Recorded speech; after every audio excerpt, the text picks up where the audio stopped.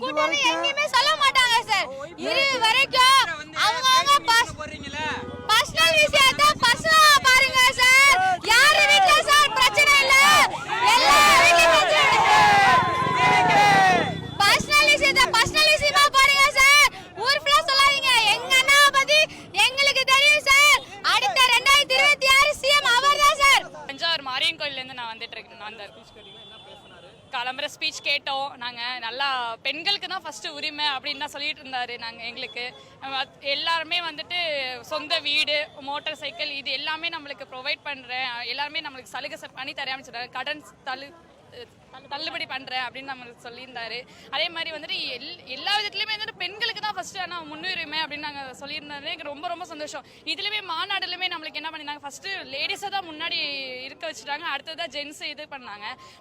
நல்லா சேஃப்டியாக எல்லாமே வந்துட்டு இங்கே எந்த ஒரு பிரச்சனையும் இல்லாமல் எந்த ஒரு இது இல்லாமல் நல்லா சேஃப்டியாக நம்மளுக்கு ஹேண்டில் பண்ணி எல்லாமே முடிச்சு விட்டாங்க. அதுதான்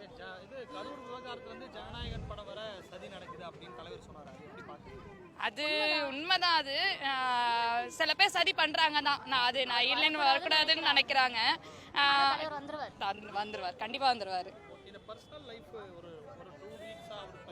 போயிட்டு இருக்கா. ஆமா, அது வந்து என்னதான் இருந்தாலும் வந்துட்டு அதெல்லாம் தள்ளுபடி பண்ணிட்டு நம்மளுக்கு என்ன இப்போ குறிக்கோள், குறிக்கோள் என்னன்னா நம்மளோட கட்சியில வந்துட்டு அவர் தலைவர் வந்து முதலமைச்சரா வரணும். அதுதான் குறிக்கோள். அவர் பர்சனல் விஷயம் அது அப்புறமா பாத்துக்கலாம். நம்மளுக்கு அதெல்லாம் ஒன்றும் அது பெருசா அவர் எடுத்துக்க மாட்டாரு, அதை பெருசா ஹேண்டில் பண்ண மாட்டார். பாத்துக்கலாம். திமுக ஆட்சி ஃபுல்லாவே வந்து விமர்சனம் பண்ணிருக்காரு. 5 ஆண்டுகள திமுக ஆட்சி எப்படி செயல்பட்டு இருக்கு?